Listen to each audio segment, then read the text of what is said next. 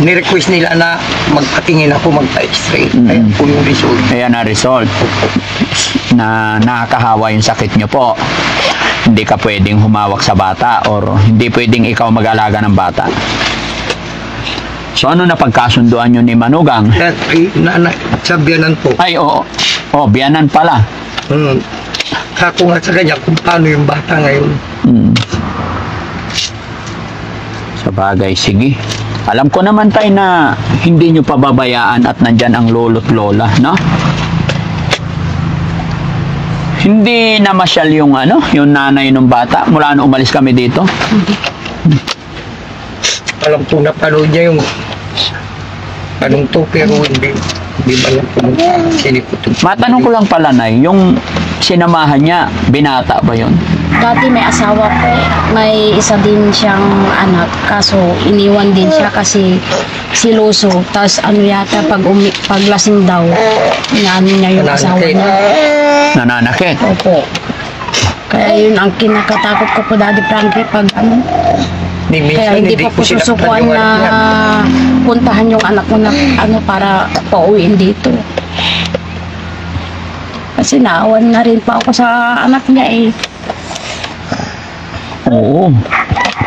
Ang pinakamasama dyan, yung sinamahan niya, may asawa rin. Opo. Tapos lasinggiro. Opo. Naku po. Iniwanan siya ng asawa dati. Opo. Dahil sa paglalasing. Opo.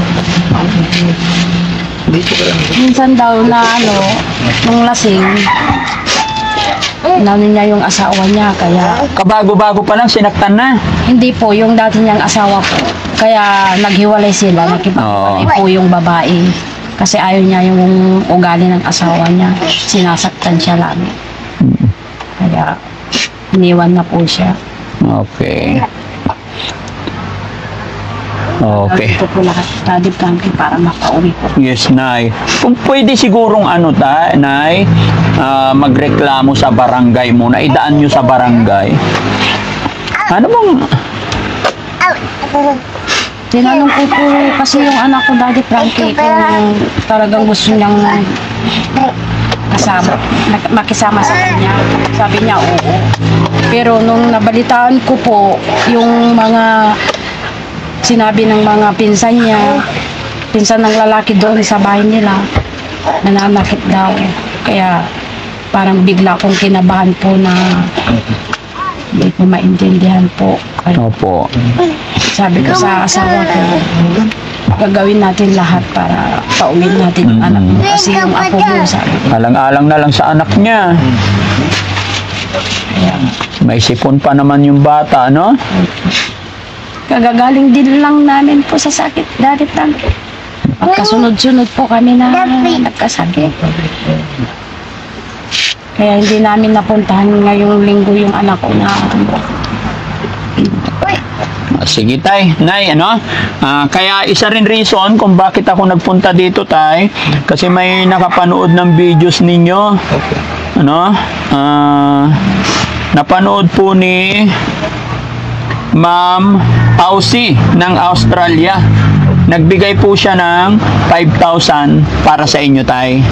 Kaya kami nandito para kumustahin kayo, para ipaabot yung kasi naawa sila kay tatay, no? So bigay ko kay tatay, sana makatulong to sa inyo tay, bigay ko sa iyo tay, no? 1 2 3 4 5 6 7 8 9 10. Ano pong pangalan mo? Ma'am Aussie. Aussie. From Australia. No? Maraming salamat po. Ayan. Sa tulong ninyo. Malaking bagay po ito sa amin. Gamot tsaka gatas nitong bata. No? Si Nanay. Nay, ano naman masasabi ni Nanay regarding sa kaligtasan ng apo nyo? Kasi siyempre si tatay matanda na, tapos yun nga, sabi ng doktor na may sakit. masasabi ko lang po, kami na po ang mag-aalaga sa bata habang nagpapagaling po yung manugang ko, para hindi na rin po siya mahawaan, para malayo din po sa sakit yung apo. Okay. Nay, naka-video tayo, i-upload namin to. Opo. Mapapanood ulit ito ng anak nyo Opo. na umalis. Baka may sasabihin ka para baka sakali lumambot ang puso niya. Isa, sana umuwi ka na para sa anak mo din. Kasi naawa na rin po ako sa anak mo. Sana mapanood mo tong video na to. At maisipan mo umuwi. Kahit ganyan yung ginawa mo sa amin. At sa anak mo, tatanggapin pa rin namin ikaw dito sa bahay. Alang-alang sa anak mo. Sa bago mong manugang, Nay, ano, baka may mensahe ka. Sa manugang ko po, sana maisipan mong mabuti yung ginawa mo na paninira sa pamilya ng manugang ko. Sana pagsabihan mo na rin yung asawa mo na umuwi. Makakakita ka pa ng kaedadan mo kaysa yung anak ko. Kasi kailangan ng bata yung nanay niya. Sana makonsensya ka din. Yun lang po. Okay. So, yun, mga kababayan, mga kabarangay, no? Ito po yung sitwasyon. Kung kailan nawala yung asawa ni Lolo, saka ito, lumabas na yung sakit ni Lolo. Nangayayat. Tapos, ang pinaka masama pa dyan, yung findings ng doktor ayon kay tatay ay hindi na pwedeng siya ang mag-alaga sa kanyang anak. Kaya pala nandito si nanay, pinag-uusapan nila ang pag-aalaga sa bata. And hopefully mga kababayan, na itong problema nila at lalong-lalo na sa bata ay maging maayos, no? Kaya mga kababayan, mga kabarangay, lalong-lalo na po sa bida natin sa araw na ito na si Ma'am OC from Australia. Maraming salamat po sa financial na ipinaabot ninyo. Ay napakalaking tulong po para sa kanilang pamilya, pambili ng gamot sa gatas, no? Kaya maraming salamat po muli sa inyo mga kababayan. At ito po ang update ko sa inyo kay Lolo at ang kanyang asawa na lumayas, nakisama sa ibang lalaki, no? Okay, bye-bye baby. Bye-bye. Bye-bye, Daddy. Ha? Bye-bye. Daddy. Bye-bye na. Bye-bye po.